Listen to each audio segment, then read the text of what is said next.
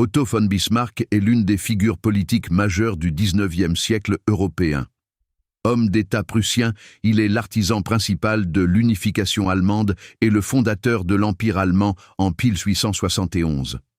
Contrairement aux grands généraux de son époque, son arme principale n'est pas l'épée, mais la diplomatie, qu'il manie avec une redoutable efficacité. Issu de la noblesse prussienne, Bismarck entre en politique dans un contexte marqué par les tensions entre monarchie et mouvements libéraux.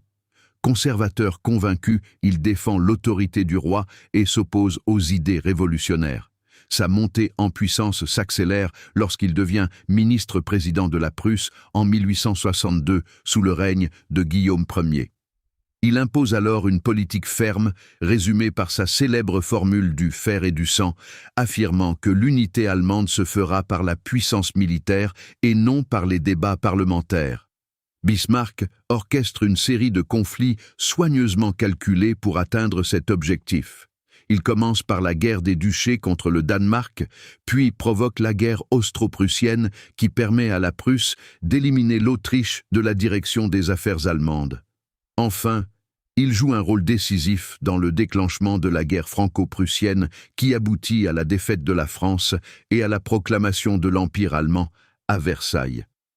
Sa plus grande réussite est donc politique, avoir unifié les États allemands sous l'autorité prussienne tout en isolant diplomatiquement ses adversaires. Contrairement à d'autres dirigeants, il sait s'arrêter après la victoire. Une fois l'Empire fondé, il adopte une politique plus prudente, cherchant à maintenir l'équilibre européen et à éviter de nouveaux conflits majeurs. Sur le plan intérieur, Bismarck met en place des réformes importantes.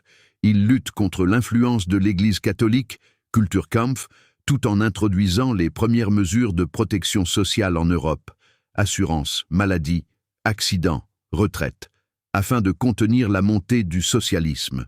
Bismarck ne connaît pas de véritable défaite militaire, mais sa carrière politique s'achève en 1890 lorsqu'il est contraint de démissionner par le nouvel empereur Guillaume II qui souhaite gouverner sans lui. Dans l'histoire, Bismarck apparaît comme un stratège politique de génie.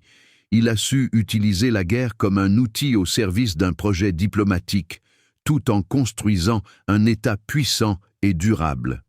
Il incarne ainsi la naissance de l'Allemagne moderne et l'émergence d'une nouvelle puissance européenne au cœur du continent.